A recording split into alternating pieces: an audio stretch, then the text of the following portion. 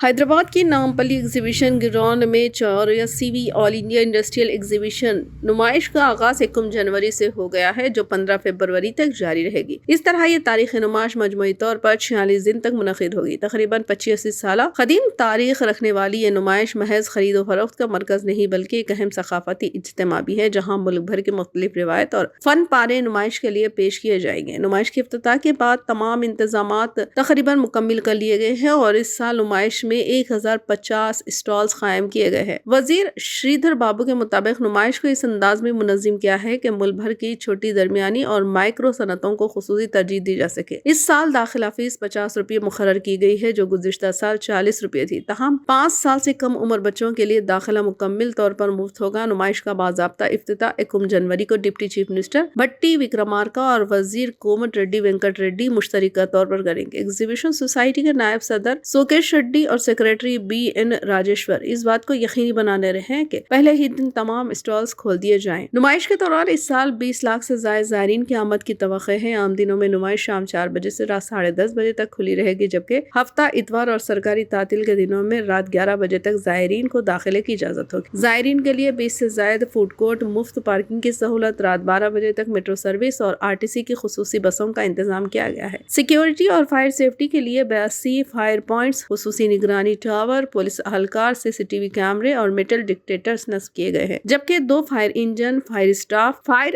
Hydrants اور 1.5 lakh letter گنجائش کے 2 پانی کے ٹینک بھی دستیاب رہیں گے۔ نمائش سے حاصل ہونے والی آمدنی سے ایگزیبیشن سوسائٹی تقریباً 19 تعلیمی ادارے چلاتی ہیں، جہاں لگ بھگ 30,000 طلباء زیر تعلیم ہیں اور قریب 2,000 ملازمین خدمات انجام دے رہے ہیں۔